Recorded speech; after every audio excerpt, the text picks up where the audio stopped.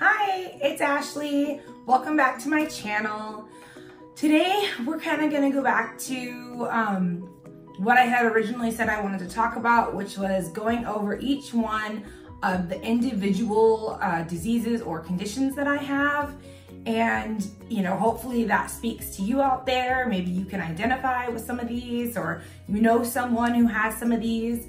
So today I'm going to touch on some sister diseases of mixed connective tissue disease, which I have already talked about, and I will link that below. So if you haven't seen that video on mixed connective tissue disease, I highly suggest that you check it out. Today I'm going to be talking about rheumatoid arthritis, and Sjorgen's syndrome. I do not have rheumatoid arthritis, but I do have Sjorgen's syndrome. And I'm going to touch base on what those two conditions are and why they're considered sister diseases to mixed connective tissue disease, or really just any autoimmune disease. They're just considered sister diseases of autoimmune conditions, period. So if you like my content and talking about autoimmune conditions is something you're interested in, please subscribe to my channel and ring the bell so that you can be notified when I upload new content. All right, let's get started. So rheumatoid arthritis and Sjorgen's syndrome are considered autoimmune diseases in their own right. And as we've already discussed, an autoimmune disease is where a body's immune system attacks healthy cells when they think they're bad cells. And that actually triggers an autoimmune response, and then you get an autoimmune disease. Rheumatoid arthritis and Sjorgen's syndromes are both those type of diseases. I'm going to start with rheumatoid arthritis, and I'm just going to focus on that one for a little bit. Rheumatoid arthritis is a autoimmune disease that causes chronic inflammation of the joints and sometimes internal organs. Rheumatoid arthritis is very painful. A lot of people who have RA, which is a short version of rheumatoid arthritis, they say that it feels like they were hit by a bus just to have that bus back up, run them over again, just to hit them for a second time. They really complain a lot that the pain associated with that particular connective tissue disease is very, very high. When you have RA, your joints become very inflamed. They can also get like red and swollen, and you can visibly see that on somebody's hand. In rheumatoid arthritis, when the joints are constantly inflamed and irritated like that, the joints can the joints will actually start to move around and slide, and that's what gives people with rheumatoid arthritis that look of like the knobby hands. I think a lot of people just, when you think of rheumatoid arthritis, that's what you think of, and that's because of the chronic inflammation. When that happens, that type of disformity can actually become permanent, but if they catch it soon enough, it can be reversed. The inflammation associated with RA can also cause stiffness, which can lead to like loss of strength and mobility and flexibility, and nobody really wants that. Like a lot of autoimmune diseases, RA has fatigue, and it's the same type of fatigue that I've already talked about previously. It's the type of fatigue that will, suck the life out of a person and severely limit someone's activity. With the fatigue and limited mobility, a side component of that is some mental health issues where you can get depression and loss of hope, sort of like just hopelessness. I don't have RA, but I have had the kind of chronic fatigue that lasts for a long period of time, and that it can cause depression and hopelessness. I've experienced it, I felt it. When you go through something like that and you're depressed and hopeless and tired and fatigued and in pain, it is an incredibly lonely and isolating feeling. If you are watching this video and you are experiencing something like that, please reach out to me. Respond, or send me an email, DM me on Instagram, write something in the comments with your contact information, because I am here for you. I know what that felt like when I was going through that, and I want to be here for you as you go through it. Trying to build a community of love and of hope, not of isolation and hopelessness. So please, if you need someone to talk to that you know is gonna understand, reach out to me and I will respond to you. Rheumatoid arthritis does not just affect elderly people. It can affect anybody at any age. There's actually a special subsection of this disease. It's called juvenile rheumatoid arthritis. Like I said earlier, I think a lot of people, when you think of rheumatoid arthritis, you think of somebody with the knobby knuckles that have been swollen and sort of, lost their form. But that just isn't the case. A lot of times, rheumatoid arthritis can be invisible. These people can be suffering with, great amounts of pain and no one can even see it. Many autoimmune diseases are like that. People suffer and it's not noticeable because the suffering is done on the inside. There aren't always outward signs that somebody is suffering. So I'm gonna take a little sip of water. It's just water. So I'm sure you wanna know, what are the risk factors for rheumatoid arthritis? Number one is your sex. It affects women more often than men. Next is your age. Rheumatoid arthritis can occur at any age, but it's most likely to occur between 40 and 60 years old. Another risk factor is family history. If a family member has had rheumatoid arthritis in the past, then your likelihood of you can't contract it, of getting this condition is increased greatly. Another risk factor is smoking. Gross. If you smoke, stop. Horrible for people with autoimmune conditions. It is inflammatory, it has carcinogens, it is known to cause cancer, and you are just playing with fire if you smoke. But I digress from that PSA. Those are some of the reasons as to why smoking can trigger rheumatoid arthritis, because it is inflammatory and it does have lots of bad chemicals in it, and that can be the thing that triggers your immune system to start attacking itself, and then that is what you can develop. You're even at greater risk if you smoke and have a family history of rheumatoid arthritis. That is just a dangerous cocktail. If you do smoke and end up getting rheumatoid arthritis, it looks like there is actually a tendency for that disease to be more intense in people who smoke and get it than if you just got it without the smoking aspect. There is also an environmental aspect to this. Although uncertain and poorly understood, some exposures such as asbestos or silica may increase your chances of developing rheumatoid arthritis. They found this a lot in emergency workers that deal with natural disasters or building collapses. For instance, the people who worked at the World Trade Center and worked on that rescue, they are more likely to develop rheumatoid arthritis since that disaster than before. And finally, obesity. Weight plays a really important role in autoimmune diseases just across the board. Rheumatoid arthritis is incurable, but there are a lot of treatments out there that can help you cope with the disease. NSAIDs, and I'm gonna look to my notes here so I say this correctly, they stand for non-steroidal anti-inflammatory drugs.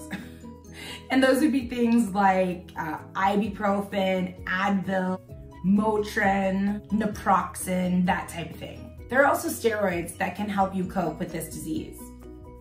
Prednisone is a very common steroid given to help decrease inflammation and pain.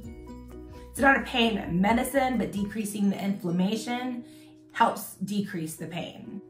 Okay, this one I'm also gonna look at. It's another medication. It says disease-modifying anti-humeric drugs.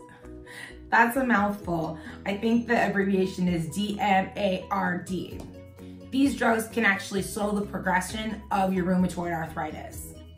One of these types of drugs is methotrexate. And if you watched my second video about mixed connective tissue disease, I talked about how I was on methotrexate and it actually made me really, really ill. I'm not saying that happens to everybody, but with any kind of medication, you want to thoroughly research the side effects, because that wasn't explained to me thoroughly and I ended up wasting a big chunk of my time taking medication that wasn't helping and was hurting. So not a doctor, I'm not giving you, telling you to stop taking your meds. I'm just telling you to research.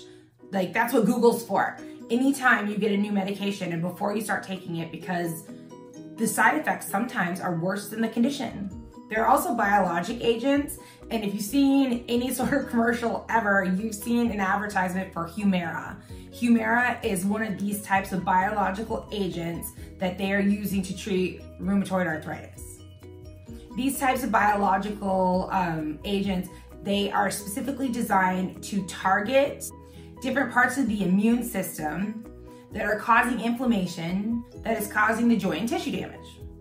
All right, and finally, a non-medication is there is therapy, and they will have you do physical therapy and occupational therapy and that type of stuff to help you regain some mobility and to keep your flexibility so maybe you're not losing and you're just maintaining. There are also assistive devices out there to help you, and that's just across the board of any autoimmune disease that is taking away your muscle strength, causing you pain, so you can't lift, that type of thing. There are assistive devices. There are devices that can help you put on your socks. There are devices that can help you brush your teeth. There are devices that can help you brush your hair. There are devices that can help you feed yourself. There are devices that can help you drink. It's actually crazy. And if you guys are interested in seeing almost like a review type video, I can get my hands on, just a variety of types of assistive devices to let you know like how they are. I could let you know, because that would have been helpful for me 6 months ago to know what was the best type to get, because I couldn't do this. I couldn't do that. And so we actually just ended up with straws, but it would have been nice to have some sort of handle. So if you guys are interested in that, give this video a thumbs up and I will start doing the research for that. Finally, there is a surgical option here. If the medication and the therapy and the assistive devices are just not doing what you hoped it would do, if you're not gaining some sort of independence and mobility back, there is a surgical option. The surgery is on your joints, and they go in and they restore your ability to use your joints. They can do things like a synovialectomy, which that's a big word. They go in and they remove the synovium, the inflamed synovium, not just healthy synovium, the inflamed synovium. And this can be performed on like your fingers, your wrists, your elbows, that type of thing. There's also joint fusions, and surgeons go in and they surgically like fuse a joint together to help stabilize and reinforce a joint to help you have relief from pain. Okay, so that was rheumatoid arthritis.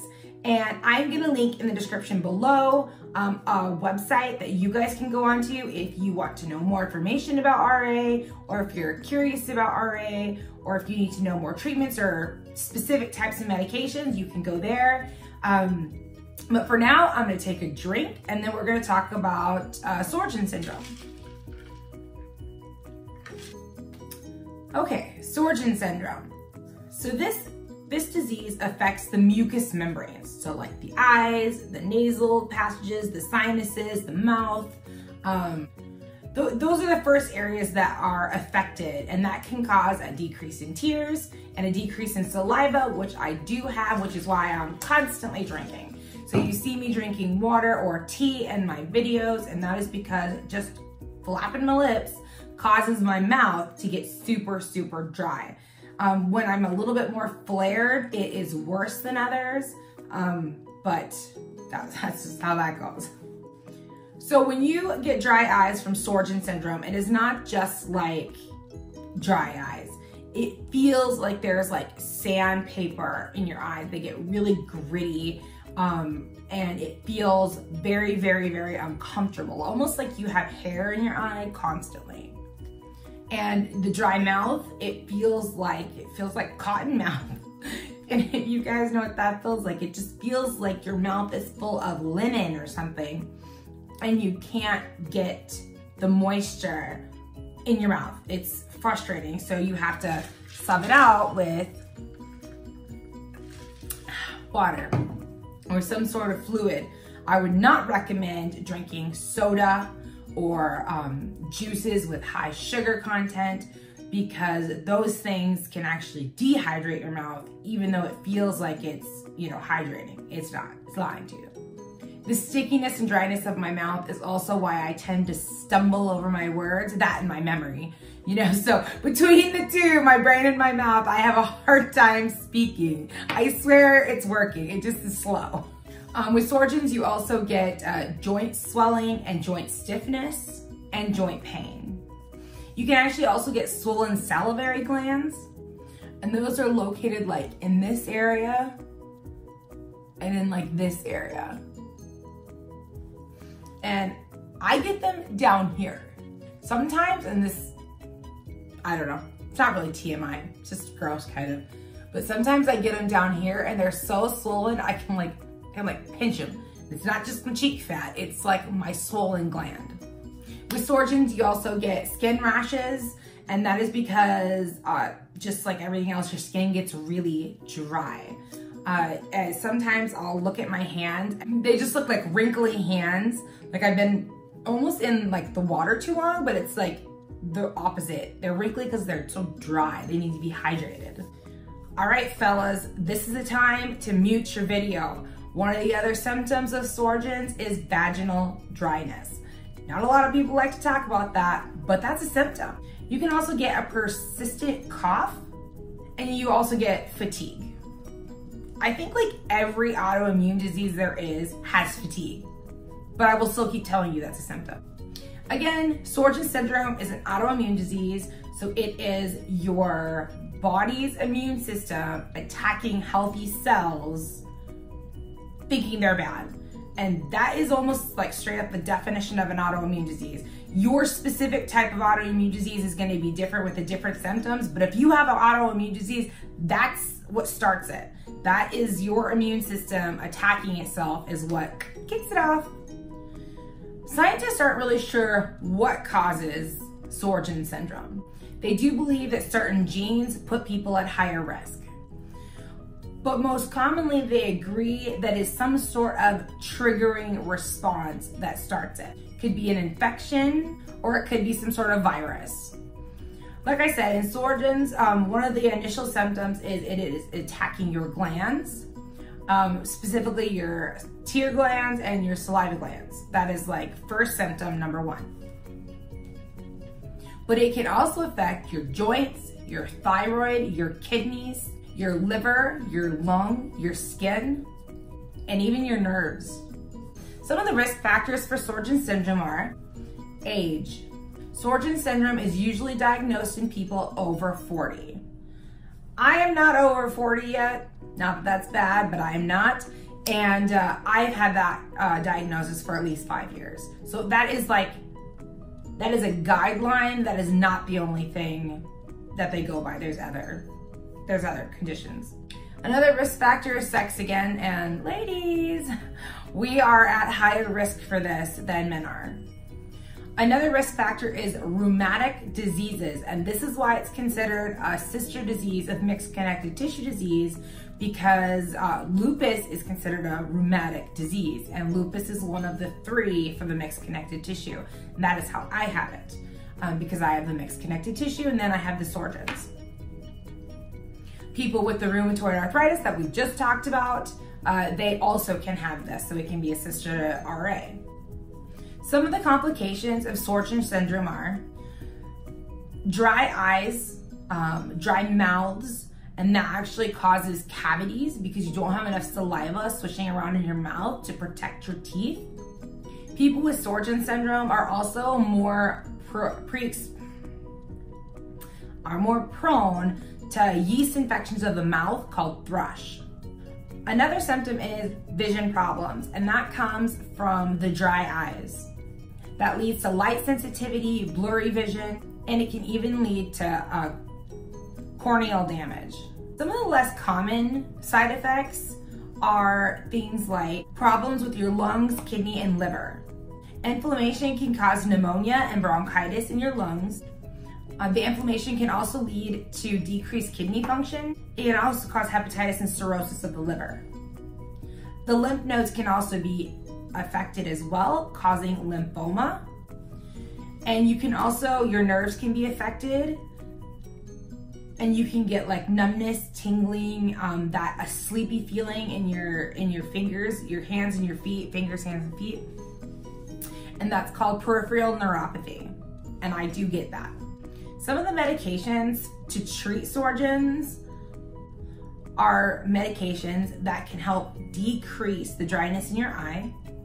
I take eye drops every day. And I have mine right here. These ones are, they're eye lubricating, and they are an itchiness and redness reliever. These ones are over the counter. They're not a prescription medicine.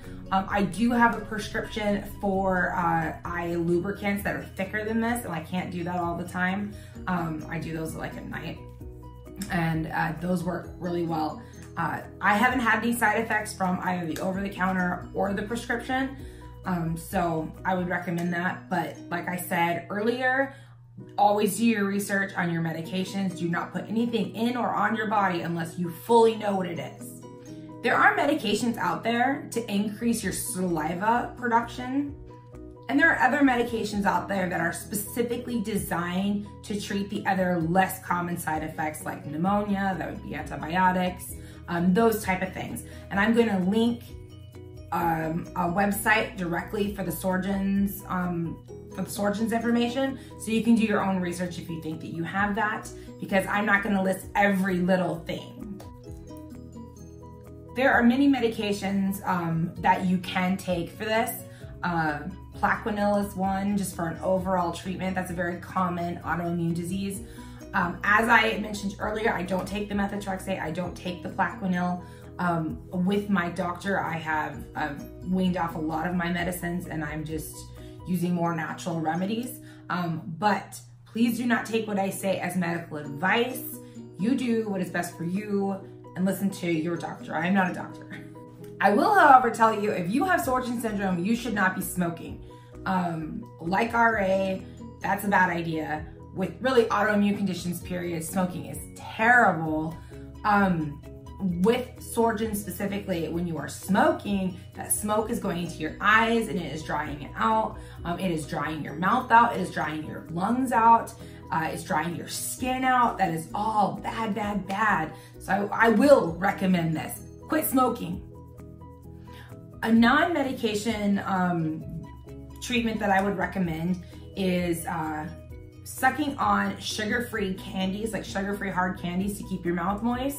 I would also recommend, if you're gonna follow the AIP diet like I do, that you can find really great AIP recipes for gummies, like fruit gummies, on Pinterest. I will link one in the description down below, but there are tons on there. And if you guys want me to make some AIP gummies, just go ahead and give me a thumbs up or let me know down in the comments, and I can easily do that for you guys to show you how really simple they are. They're not difficult, and they're very flavorful, so they get your salivary glands going, which is sort of the point. Another over-the-counter option is saline solution, and you put it up your nose, and it makes your sinuses moist. It makes your just your nasal cavities moist, because really it gets dry, and especially this time of year with the heat and everyone's got heaters going, just breathing all that hot air. If you don't have a humidifier, which I would also recommend, the saline solution is good. Sorry, my leg itches.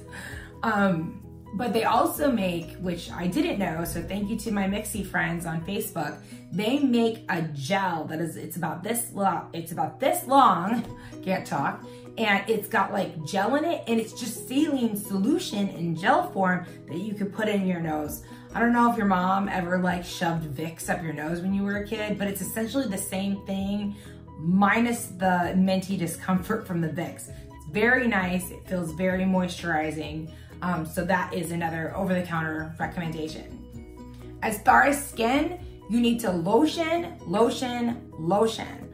Find your favorite and keep it with you.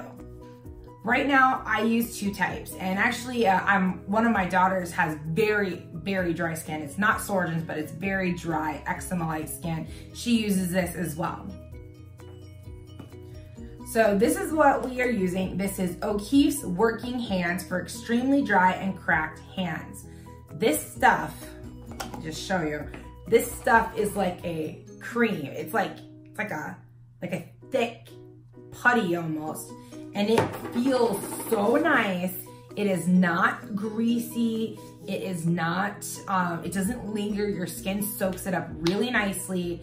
And let me tell you, my skin didn't crack like this. Sometimes it does on the knuckles, but my daughter's hands were cracking. They felt chapped and dry and cracked, and sometimes they would bleed. She's been using this. It's healed. Her hands are soft and wonderful. Highly recommend it. Got this at Walmart. The other kind of lotion I would recommend, this is like a Cetaphil, like generic container. It just says gentle skin cream, long-lasting moisturizer, and this is more like a lotion. I'm gonna put this on. But yeah, this is a little bit more like everyday, multiple times a day type of lotion, where that other one is more like at night when your hands are really gonna like soak it in. There is a minor surgery associated with this disease, and it's basically, they just plug the tear ducts that are designed to take the tears out of your eyes. They just plug those up so then the tears just sit in your eyes and keep your eyes moisturized like they're supposed to. So that is my rundown on rheumatoid arthritis and Sjorgen's syndrome. I hope you got lots of great information. If you have any questions, I will link the websites down below. I highly recommend you go do your research. If you'd like me to do an assistive device kind of review, please let me know down in the comments. Give this video a thumbs up. And if you'd like me to do an AIP gummy tutorial as well, please give this video a thumbs up. And if not, I will see you guys next time. Have a great day.